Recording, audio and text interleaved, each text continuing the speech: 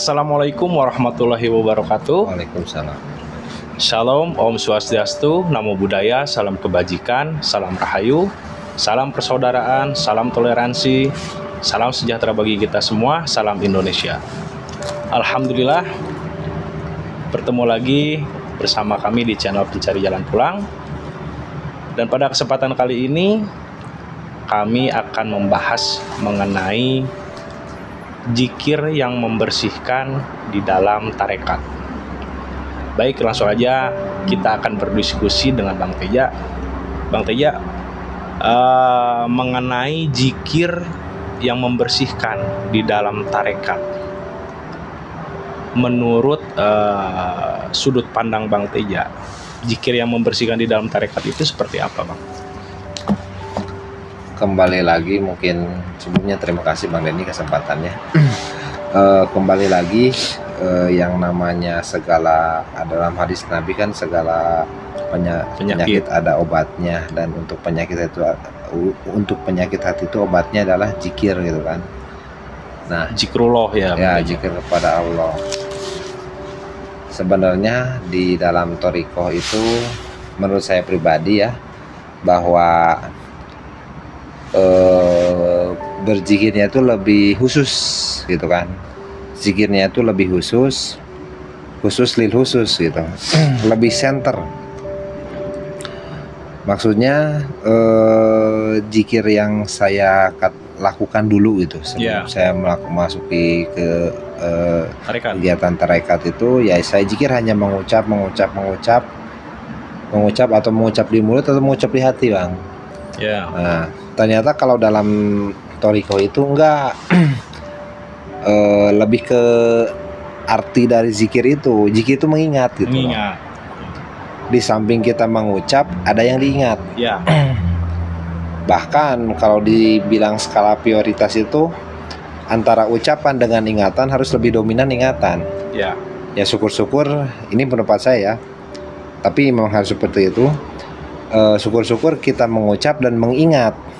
Tapi kalau misalkan dua, antara mengingat dan mengucap, walaupun itu dalam hati, mengucap dengan mengingat, ternyata dengan kita mengucap malah hilang ingatan itu, lebih baik kita korbankan mengucapnya, gitu kan, karena kita sudah mengingatnya, gitu. Dimana kita terus teringat itu, gitu, teringat kepada Tuhan itu, disitulah secara perlahan dan secara otomatis hati kita itu akan dibersihkan. Betul. Karena kan ada hadis itu kalau nggak salah tuh, bahwa perilaku seseorang itu kan tergantung dari apa yang di dalam hatinya gitu. Kalau hatinya jelek, ya perilakunya pun akan jelek. Makanya pangkal dari perbuatan itu ya dari hatinya. Nah, untuk pembersih hati itu ya dengan zikir gitu. Nah, zikir itu ada praktek gitu, bukan mengucap, tapi di samping mengucap ada yang diingat. Disitulah yang kita harus selalu berzikir. Nah, di situ memang adaptasinya yang sulit, tapi semuanya menurut saya harus mencoba itu supaya tahu. Baik, jadi zikir itu sebetulnya membersihkan ya, Bang Teja? Iya, membersihkan. Jadi bukan mengotori? Bukan. Maksudnya mengotori itu seperti apa nih, Bang Teja? Contohnya zikir tapi malah mengotori gitu loh, bukan membersihkan. Contoh gini lah, misalkan ya seperti umum di masyarakat lah gitu kan, bahwa kita itu datang ke suatu, katakan orang pintar, kalau mau kaya, kalau mau sakti, kalau mau ganteng, kalau mau punya pelet, zikirkan ini. Ayat-ayat yang dibacanya ayat-ayat Al-Quran. Ayat-ayat yang dibacanya surat-surat Al-Quran, ayat-ayat Al-Quran, bahasa Arab atau dan sebagainya. Tapi ternyata zikir itu adalah zikir pesanan akal. Jadi kita mau melakukan sesuai keinginan nafsunya. Nah, motivasinya gitu kan, seseorang mau berzikir itu karena ada keinginan, betul, ada harapan, sehingga dia mau berzikir. dari niat pun sebenarnya sudah salah. Dalam kalau dibandingkan dengan thariqah ini, kita gak boleh ada pamrih pada saat berzikir itu. Dan pada saat berzikir itu kita bukan hanya, jadi niat kita tuh harus murni karena ingin mengharap ridhonya. Dan pada saat praktek zikirnya, kita itu di samping mengucap dalam hati kita, tapi ada yang kita ingat. Gitu. Kalau yang versi yang mengotori itu, dia itu berzikir, mengucap, gitu kan. Cuman entah apa yang dia ingat. Mungkin yang dia ingat itu harapan dia. Contoh dia berzikir supaya dia kaya, dia berzikir berwirid, zikir, sampai dia membayangkan datangnya kekayaan atau apa, dia pesanan akal gitu. Zikirnya tuh dia masuk ke alam, mungkin ya, dia sepertinya seperti itu, dia masuk ke alam metafisik dan dia memesan apa yang dia harapkan, apa yang dia inginkan. Sehingga sebenarnya itu gak la ilaha, Tuhannya gak ada, yang ada dia dalam zikir itu, gitu kan. Allahnya gak ada, yang ada dia. Dan yang kalau misalkan seperti itu, sebenarnya itulah yang zikir yang malah turun ke dimensi alam bawah sadar. Kalau zikir yang ruhani itu zikir yang naik ke alam atas sadar. Akal kita itu lumpuh, gitu kan. Ruhani kita yang dominan, yang aktif. Kalau zikir di thariqah yang mutlak itu ada, kita naik ke alam ruhani yang lebih tinggi, akal kita lumpuh, gitu kan. Tapi kalau zikir yang keturun alam bawah sadar itu, kita menyadari kita apa yang kita inginkan atau apa yang kita mau. Ini sebenarnya bahasan-bahasan yang nggak bisa dibuktikan kecuali dipraktekkan. Iya, gitu Bang Denny. Jadi murni ya Bang Teja, zikir itu tujuannya jelas dan harus murni kepada Allah gitu. Bukan berdasarkan keinginan, nafsu kita, harap-harap, angan-angan kita gitu. Ya, di sini itu hanya murni untuk mengharap rahmat dan ridhonya gitu. Karena zikir itu sendiri sebenarnya inti daripada sholat. Dirikanlah sholat untuk mengingatku. Tapi gitu betul kan, Bang Teja, kalau saya pikir zikir yang penuh harap, misalkan saya zikir karena ingin sesuatu, saya ingin naik jabatan atau saya ingin sukses, berarti yang saya harapkan bukan Tuhannya. Ya, Tuhannya keinginan. Ya, Tuhannya Bang Denny itu bukan Allah, tapi keinginan. Dalam diri Bang Denny itu banyak Tuhan-Tuhan yang lain, Tuhan yang ingin ini, Tuhan yang gak mau ini. Jadi itulah Tuhan dalam diri Denny, banyak banyak Denny yang lain. Denny yang pengen kekayaan, Denny yang pengen mobil, pengen apa, contoh misalnya gitu kan. Nah, kalau dalam thariqah itu enggak gitu Bang, gitu kan. Sama sekali gak seperti itu. Justru Tuhan itu yang harus dihilangkan. Gitu. Karena lumrahnya gitu, manusia itu turun ke dunia itu dengan terjun bebas dengan nafsunya, dengan akalnya, sehingga manusia itu inginnya yang enak-enak. Nafsu itu inginnya yang enak-enak. Betul. Ingin kaya, ingin sukses, ingin senang, ingin bahagia, dan tidak mau kebalikannya dari ini gitu.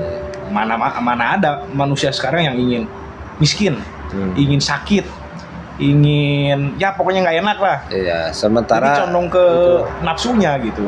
Sementara suri toladan kita itu sendiri, misalkan ya Nabi Muhammad gitu kan, hidupnya gak enak, gitu kan. Pilihannya kok memilih yang gak enak, gak memilih yang gak sampai ada yang saya pernah dengar hadis itu yang bahwa datang malaikat Israfil gitu kalau gak salah, bertanya, wahai Muhammad, kamu lebih memilih kaya atau menjadi hamba sahaya? Sampai malaikat Jibril itu bergetar pas Nabi Muhammad didatangin itu. Pas Nabi Muhammad kan jawab, saya lebih memilih jadi hamba sahaya. Nah, begitu Nabi Muhammad menjawab itu, malaikat Jibril itu tenang gitu kan, karena jawaban Nabi Muhammad itu tepat gitu kan. Kalau saja Nabi Muhammad salah menjawab, mungkin gitu kan pada saat itu dikiamatkan. Tapi bisa dicek sendirilah. Dan sebenarnya itulah Ahlussunnah tuh. Jadi Ahlussunnah itu menapak tilas sebenarnya kalau dalam pemahaman itu, napak tilas perjalanan Nabi gitu, Rasul gitu kan, napak tilas. Jadi ya sebenarnya sejalan dengan yang dikatakan oleh Nabi itu bahwa memegang iman itu seperti memegang bara api, dipegang panas, dilepaskan hilanglah imanku. Nah, seperti itu Bang. Berarti menurut Bang Teja setuju nggak bahwa dunia ini adalah fata morgana atau hanya sesaat? Sebenarnya jelas sekali gitu kan. Dengan kita melihat kematian orang lain, dunianya dia itu hanya sebatas, katakan dia meninggal di usia 70 tahun. Nah, dunia dia itu hanya sebatas 70 tahun. Sementara dalam dirinya ada faktor yang kekal, yaitu ruh. Terus kemana ruhnya? Itulah maksudnya ada channel ini, kita juga sekalian untuk memberikan wawasan, pengetahuan yang kita alami, yang kita ketahui, supaya teman-teman juga tahu kita itu untuk mencari jalan pulang ruh kita. Kemana kita harus pulang, karena jasmani ini sementara. Jasmani ini relatif. Bukan hanya jasmani, dunia ini pun, alam ini pun relatif, alam dunia itu. Karena akhirat itu sebenarnya ada di balik dari dunia ini sendiri. Bagaimana kita bisa membuka tabir itu supaya bisa ke alam akhirat dari alam dunia ini? Nah, itu ada metodologinya. Ada sistem yang mutlak, ada metodologi yang waris yang harus dijalankan oleh manusia gitu kan. Nah, dengan dia menjalankan itu akan ada tabir yang bisa diketahui, yang bisa dialami secara hakul yakin bahwa proses ini tuh gak hayalita gitu kan, gak hanya bener gak sih atau apa sih, hanya harus dibuktikan baru dia akan meyakini gitu kan. Emang adaptasinya sulit, tapi ya mau gimana lagi, wong jembatan Shiratal Mustaqim itu dikiaskan seperti rambut di belah tujuh gitu, seperti sangat itu. Sulit ya, sangat sulit ya. Kalau mudah ya pasti bukan jalan menuju Tuhan mungkin gitu kan. Jadi zikir yang membersihkan itu adalah zikir yang betul-betul tujuannya hanya Allah gitu ya, yang menghilangkan Tuhan yang tadi Bang Denny omongkan, kayak ingin ini, ingin itu. Dan rasanya itu sakit Bang. Ya, iya gitu kan. Kita melawan nafsu-nafsu itu sakit. Nah itu, akhirnya kita ujung-ujungnya apa? Kita dipaksa untuk pasrah, la haula. Ya gimana Allah aja lah gitu lah, ya. Yang penting saya sudah menggugurkan kewajiban saya untuk menjalankan syariat. Hasilnya bukan saya yang ukur, Tuhan yang menentukan. Jadi lebih pada terserah deh kalau mau kasih saya apa.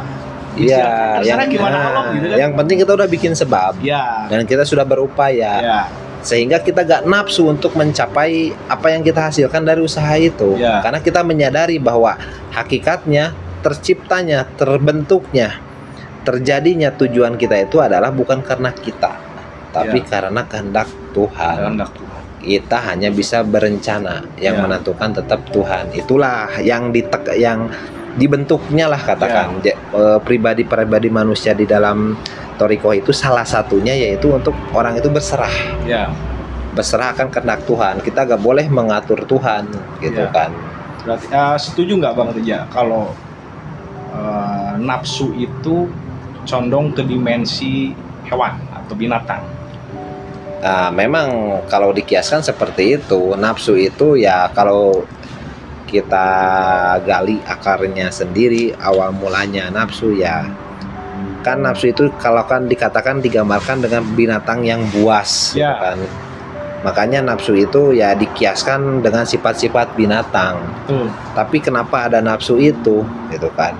Ya karena ada pemicunya, ada triggernya. Bisa jadi itu dari, bukan bisa jadi, sudah pasti itu dari gelombang iblis gitu kan. Jadi iblis itu, setan itu bukan wujudnya A, B, C, D, bukan, tapi gelombang gitu kan. Tapi hakikinya gelombang iblis juga itu sama dari Tuhan juga. Jadi mau positif mau negatif sebenarnya itu gak benar, maksudnya gak mutlak. Yang mutlak itu gak positif gak negatif, tenang, kosong. Jadi kalau kata dulu film Sisun Gokong, isi adalah kosong, kosong adalah isi. Maksudnya apa? Ya. Nah, di dalam ilmu tasawuf itu baru saya paham. Maksudnya isi adalah kosong, kosong adalah isi, ada adalah tiada, gitu. Tiada adalah ada. Itu ternyata kalimat-kalimat yang sufistik, yang sangat dalam, gitu kan. Yang pemahaman kesadarannya harus dipakai nalar yang jauh lebih tinggi, gitu. Lebih tinggi. Karena ada benar, karena ada salah. Gak akan ada benar kalau ada salah. Setelah kita tahu benar, sebenarnya salah dan benar itu sebenarnya tidak ada. Tidak ada. Itu harus pemahaman yang lebih tinggi lagi, gitu kan. Kesadarannya harus dinaikin lagi. Dinaikin sendiri. Lagi. Kalau kita semakin disadari bahwa kesalahan itu pun kalau dari iblis itu pun dari Allah sendiri, gitu kan. Terus kenapa Allah menghadirkan iblis itu? Ternyata untuk menempa kita menjadi besi yang tajam. Kita bisa melalui iblis A, naiklah ke iblis B. Dari iblis B, kemampuannya lebih tinggi lagi. Dituntutlah kita untuk beserta yang maha kuat. Di tempat-tempat lagi, misalkan lulus ke iblis C. Iblis C lebih ngeri lagi. Kita harus makin erat lagi beserta dengan yang maha kuat. Dikuatkanlah kita, naik lagi sampai kita apa? Tiada, gitu. Fana kita. Jadi nggak bisa ya kita sekonyong-konyong melawan iblis, gitu kan. Sedangkan iblis itu dulunya itu dia adalah malaikat gitu. Azazil. Iya, gitu kan, paling kuat lah, paling gitu kuat. Kan. Nabi Adam juga kan gitu kan, digodanya sama iblis. Ya, kalau kata guru kami kan, iblis itu ribuan tahun katanya. Kamu manusia baru lahir, ingusan, belum ada apa-apanya di iblis. Mau gitu. Sok-sokan kamu lawan iblis. Nah itu gak akan bisa sampai kapan. Sampai kapanpun bisa, kecuali kita menggandeng faktor yang lebih kuat daripada iblis, gitu kan. Dan ternyata malah kita akan menyadari bahwa iblis itu sebenarnya dari yang kita gandeng itu utusan untuk menempa kita supaya kita lebih erat dengan menggandeng yang maha mutlak. Dan itu. Iblis pun mempunyai izin gitu. Ada MOU gitu dengan Tuhan untuk menggoda kita. Betul. Gitu, untuk menguji coba kita, gitu kan. Seperti itu. Baik, ada lagi Bang Teja yang ingin disampaikan mengenai tadi itu judulnya apa, Bang? Zikir yang membersihkan di dalam tarekat. Zikir yang membersihkan dalam tarekat. Nah, mungkin sedikit saya sampaikan bahwa kesimpulannya bahwa dalam thariqah ini, kegiatan wirid atau zikir dalam thariqah ini lebih substansi, lebih khusus, di mana pada proses zikir tersebut murni untuk pembersihan diri. Pembersihan diri itu ya apa yang harus dibersihkan, yaitu nafsu, angan-angan, keinginan, harapan. Bukan kita tidak boleh nafsu, bukan, maksudnya nafsu yang dari gelombang iblis gitu. Nafsu mutmainah. Nah, misalkan gitu, seperti itu kan ada level-level nafsu kan ya, misalkan. Nah, kita maksudnya seperti itu. Dan dalam prakteknya itu pun sendiri, di samping kita mengucap, ada kegiatan kita harus mengingat, gitu kan. Dan kita harus lebih dominan kepada yang mengingatnya, sehingga kita yang lebur gitu dalam zikir itu. Itulah yang kami sebut bahwa zikir naik ke alam dimensi yang lebih tinggi, ke alam atas sadar, bukan malah turun ke alam dimensi bawah sadar. Yang dimensi bawah sadar itu lebih ke zikir dengan motivasi pesanan akal, harapan akal, keinginan yang muaranya ya nafsu juga. Mungkin seperti itu, Bang. Baik, setuju sekali Bang Teja mengenai kesimpulannya bahwa betul zikir itu harus membersihkan, bukan mengotori gitu ya, bukan mengundang hal-hal yang negatif gitu, malah menambah nafsu-nafsu kita terpupuk semakin besar gitu. Ya, karena kalaupun keinginan kita tercapai, nanti akan ada keinginan yang baru. Betul. Contoh kita berdoa berzikir-zikir, datanglah misalkan pengen punya mobil Lamborghini, datang Lamborghini. Setelah kita berzikir dikabulkan Lamborghini, nanti akan berzikir lagi kita itu pengen yang lebih bagus lagi. Dampaknya malah lebih bahaya kalau menurut saya Bang. Ya, ketika keinginan tersebut tidak tercapai, akhirnya kita malah jadi melakukan hal yang melanggar hukum atau melakukan hal yang tidak sesuai dengan undang-undang, menghalalkan segala cara. Ya, bisa jadi seperti itu. Giliran dikabulkannya pun bisa jadi juga begitu ini dia malah jadi sombong. Betul. Dia malah kebut-kebutan katakan di jalan. Dia malah tidak mau bersosialisasi. Dia merasa paling bisa gitu kan. Merasa paling kaya. Giliran naik lagi, minta lagi, pasti pengen yang lebih baru lagi dan nggak akan ada habisnya. Karena nafsu itu tidak ada puasnya gitu. Betul. Baik, mungkin itu yang dapat kami sampaikan dan semoga bermanfaat untuk saudara-saudaraku semua. Mohon maaf apabila ada perkataan yang kurang berkenan. Salam persaudaraan, salam toleransi.